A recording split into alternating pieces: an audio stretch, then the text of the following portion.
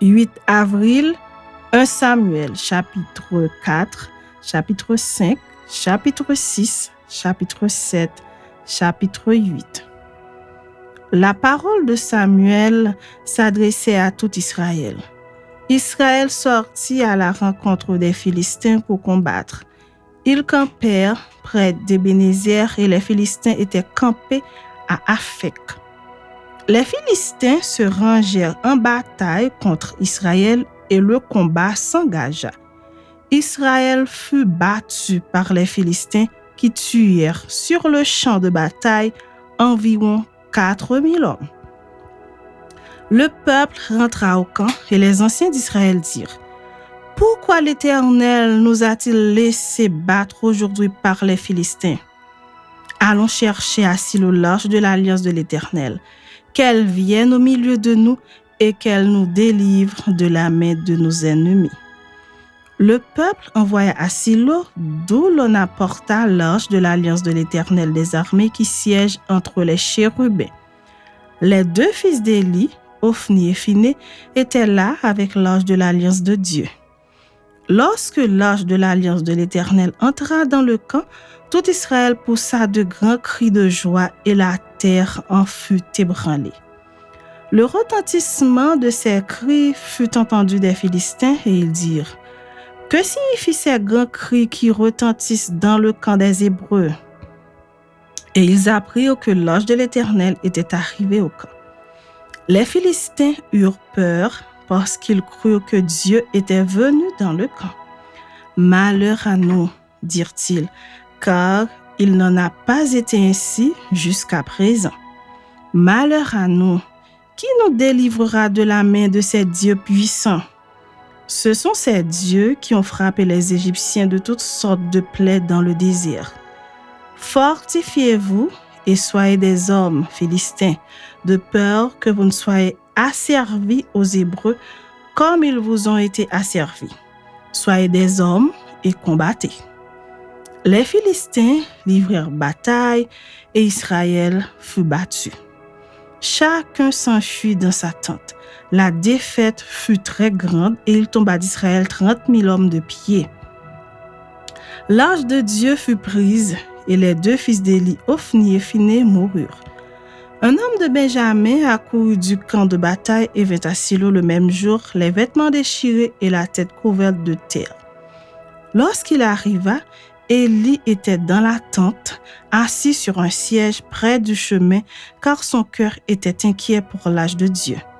À son entrée dans la ville, cet homme donna la nouvelle et toute la ville poussa des cris. Élie, entendant ces cris, dit: « Que signifie ce tumulte? » Et aussitôt l'homme vint apporter la nouvelle à Élie. Or, Élie était âgé de 98 ans, il avait les yeux fixes et ne pouvait plus voir. L'homme dit à Élie: « J'arrive du champ de bataille et c'est du champ de bataille que je me suis enfui aujourd'hui. » Élie dit: « Que s'est-il passé, mon fils? » Celui qui apportait la nouvelle dit en réponse: « Israël a fui devant les Philistins et le peuple a éprouvé une grande défaite.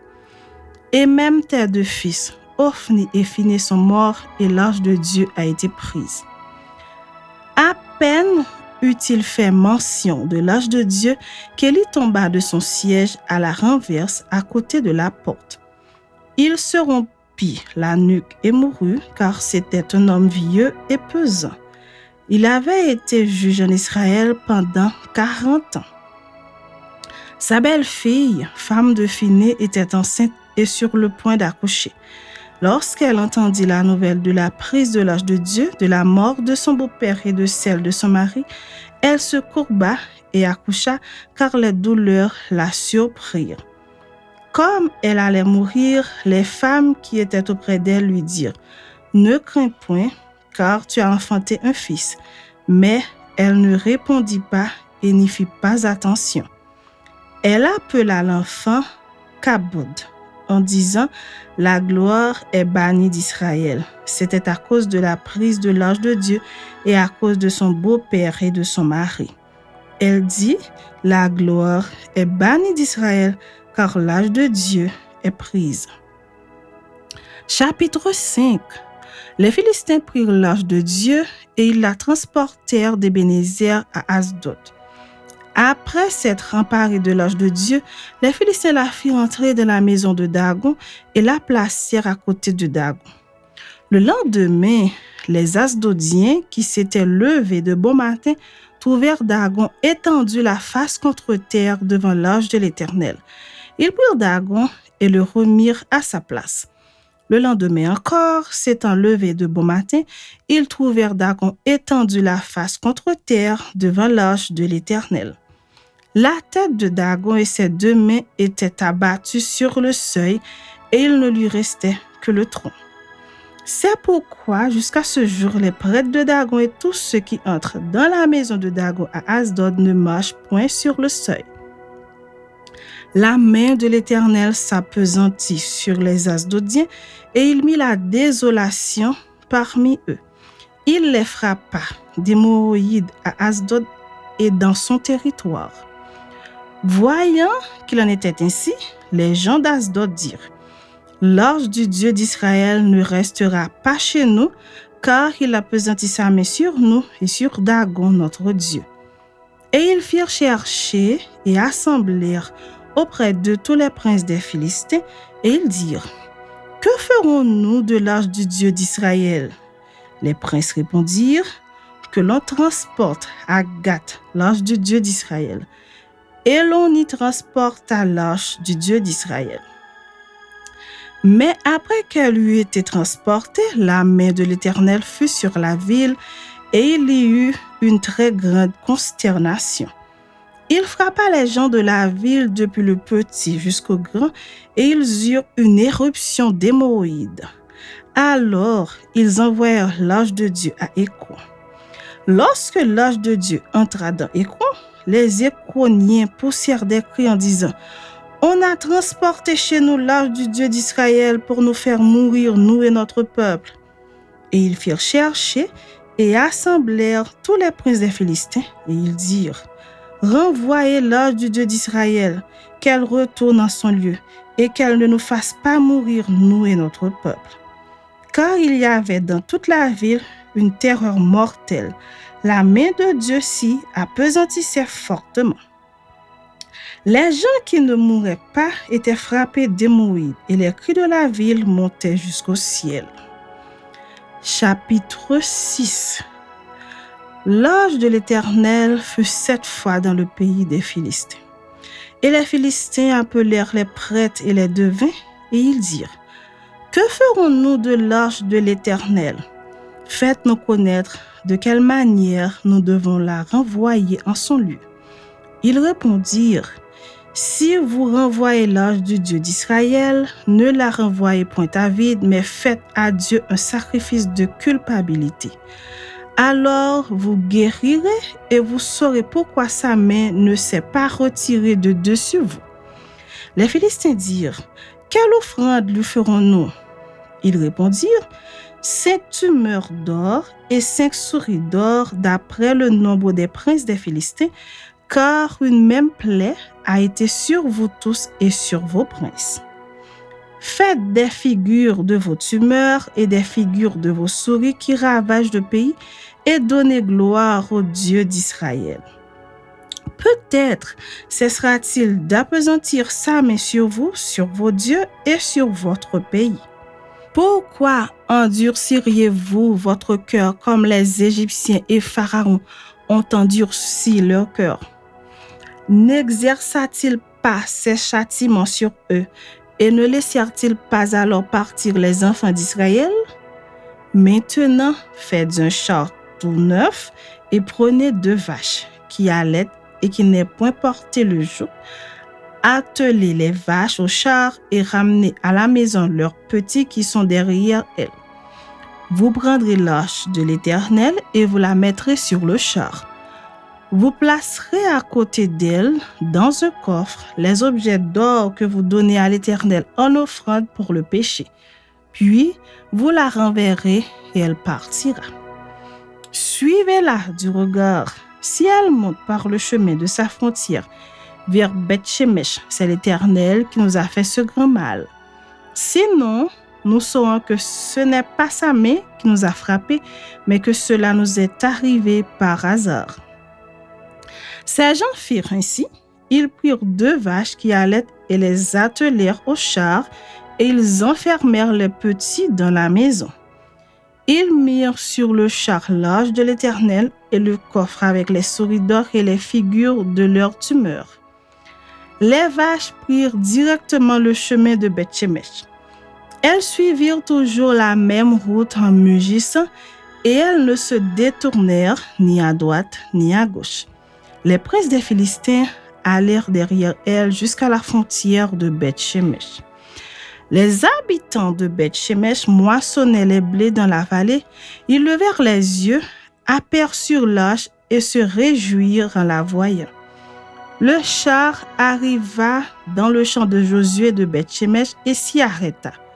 Il y avait là une grande pierre. On fendit le bois du char et l'on offrit les vaches en holocauste à l'Éternel. Les Lévites descendirent l'arche de l'Éternel et le coffre qui était à côté d'elle et qui contenait les objets d'or. Et ils posèrent le tout sur la grande pierre. Les gens de Beth-Shemesh offrirent en ce jour des holocaustes et des sacrifices à l'Éternel. Les 5 princes des Philistins, après avoir vu cela, retournèrent à Écron le même jour. Voici les tumeurs d'or que les Philistins donnèrent à l'Éternel en offrande pour le péché, une pour Asdod, une pour Gaza, une pour Ascalon, une pour Gath, une pour Écron. Il y avait aussi des souris d'or selon le nombre de toutes les villes des Philistins appartenant aux 5 chefs, tant des villes fortifiées que des villages sans murailles. C'est ce qu'atteste la grande pierre sur laquelle on déposa l'arche de l'Éternel et qui est encore aujourd'hui dans le champ de Josué de Beth-Shemesh. L'Éternel frappa les gens de Beth-Shemesh lorsqu'ils regardèrent l'arche de l'Éternel. Il frappa 50 000, 70 hommes parmi le peuple, et le peuple fut dans la désolation parce que l'Éternel l'avait frappé d'une grande plaie. Les gens de Beth-Shemesh dirent: « Qui peut subsister en présence de l'Éternel, de ce Dieu saint? Et vers qui l'arche doit-elle monter en s'éloignant de nous? » Ils envoyèrent des messagers aux habitants de Kirjat-Jearim pour leur dire: « Les Philistins ont ramené l'arche de l'Éternel. Descendez et faites-la monter vers vous. » Chapitre 7. Les gens de Kirjat-Jearim vinrent et firent monter l'arche de l'Éternel. Ils la conduisirent dans la maison d'Abinadab sur la colline et ils consacrèrent son fils Éléazar pour garder l'arche de l'Éternel. Il s'était passé bien du temps depuis le jour où l'arche avait été déposée à Kirjat-Jearim. 20 années s'étaient écoulées, alors toute la maison d'Israël poussa des gémissements vers l'Éternel. Samuel dit à toute la maison d'Israël: « Si c'est de tout votre cœur que vous revenez à l'Éternel, ôtez du milieu de vous les dieux étrangers et les Astartés, dirigez votre cœur vers l'Éternel et servez-le lui seul, et il vous délivrera de la main des Philistins. » Et les enfants d'Israël ôtèrent du milieu d'eux les Baals et les Astartés, et ils servirent l'Éternel seul. Samuel dit: « Assemblez tout Israël à Mitzpa, et je prierai l'Éternel pour vous. » Et ils s'assemblèrent à Mitzpa. Ils puisèrent de l'eau et la répandirent devant l'Éternel, et ils jeûnèrent ce jour-là en disant: « Nous avons péché contre l'Éternel. » Samuel jugea les enfants d'Israël à Mitzpa. Les Philistins apprirent que les enfants d'Israël s'étaient assemblés à Mitzpa, et les princes des Philistins montèrent contre Israël. À cette nouvelle, les enfants d'Israël eurent peur des Philistins, et ils dirent à Samuel: « Ne cesse point de crier pour nous à l'Éternel, notre Dieu, afin qu'il nous sauve de la main des Philistins. » Samuel prit un agneau de lait et l'offrit tout entier en holocauste à l'Éternel. Il cria à l'Éternel pour Israël et l'Éternel l'exauça. Pendant que Samuel offrait l'Holocauste, les Philistins s'approchèrent pour attaquer Israël. L'Éternel fit repentir en ce jour son tonnerre sur les Philistins et les mit en déroute. Ils furent battus devant Israël. Les hommes d'Israël sortirent de Mitzpah, poursuivirent les Philistins et les battirent jusqu'au-dessous de Beth-Kar. Samuel prit une pierre qu'il plaça entre Mitzpah et Shen et il l'appela du nom d'Ebenezer en disant « Jusqu'ici, l'Éternel nous a secourus. » Ainsi les Philistins furent humiliés et ils ne vinrent plus sur le territoire d'Israël. La main de l'Éternel fut contre les Philistins pendant toute la vie de Samuel. Les villes que les Philistins avaient prises sur Israël retournèrent à Israël, depuis Écron jusqu'à Gath, avec leur territoire. Israël les arracha de la main des Philistins, et il y eut paix entre Israël et les Amoréens. Samuel fut juge en Israël pendant toute sa vie. Il allait chaque année faire le tour de Béthel, de Gilgal et de Mitzpah, et il jugeait Israël dans tous ces lieux. Puis, il revenait à Rama où était sa maison. Et là, il jugeait Israël et il y bâtit un autel à l'Éternel. Chapitre 8. Lorsque Samuel devint vieux, il établit ses fils juges sur Israël. Son fils premier-né se nommait Joël et le second Abijah.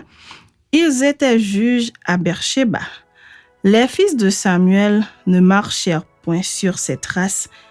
Ils se livraient à la cupidité, recevaient des présents et violaient la justice. Tous les anciens d'Israël s'assemblèrent et vinrent auprès de Samuel à Rama. Ils lui dirent, « Voici tu es vieux, et tes fils ne marchent point sur tes traces. Maintenant, établis sur nous un roi pour nous juger, comme il y en a chez toutes les nations. » Samuel vit avec déplaisir qu'il disait, « Donne-nous un roi pour nous juger. » Et Samuel pria l'Éternel. L'Éternel dit à Samuel, « Écoute la voix du peuple dans tout ce qu'il te dira. Car ce n'est pas toi qu'il rejette, c'est moi qu'il rejette, afin que je ne règne plus sur eux. Ils agissent à ton égard comme ils ont toujours agi depuis que je les ai fait monter d'Égypte jusqu'à ce jour. Ils m'ont abandonné pour servir d'autres dieux. Écoute donc leur voix, mais donne-leur des avertissements et fais-leur connaître le droit du roi qui régnera sur eux. » Samuel rapporta toutes les paroles de l'Éternel au peuple qui lui demandait un roi. Il dit, « Voici quel sera le droit du roi qui régnera sur vous. Il prendra vos fils et il les mettra sur ses chars et parmi ses cavaliers, afin qu'ils courent devant son char. Il s'en fera des chefs de 1000 et des chefs de 50, et il les emploiera à labourer ses terres, à récolter ses moissons, à fabriquer ses armes de guerre et l'attirail de ses chars. Il prendra vos filles pour en faire des parfumeuses, des cuisinières et des boulangères. Il prendra la meilleure partie de vos champs, de vos vignes et de vos oliviers et la donnera à ses serviteurs. Il prendra la dîme du produit de vos semences et de vos vignes et la donnera à ses serviteurs. Il prendra vos serviteurs et vos servantes, vos meilleurs bœufs et vos ânes, et s'en servira pour ses travaux. Il prendra la dîme de vos troupeaux, et vous-même serez ses esclaves. Et alors vous crierez contre votre roi que vous serez choisi, mais l'Éternel ne vous exaucera point. Le peuple refuse d'écouter la voix de Samuel. Non, dirent-ils, mais il y aura un roi sur nous, et nous aussi, nous serons comme toutes les nations. Notre roi nous jugera, il marchera à notre tête et conduira nos guerres. Samuel, après avoir entendu toutes les paroles du peuple, les redit aux oreilles de l'Éternel. Et l'Éternel dit à Samuel, écoute leur voix et établis un roi sur eux. Et Samuel dit aux hommes d'Israël, allez-vous-en chacun dans sa ville.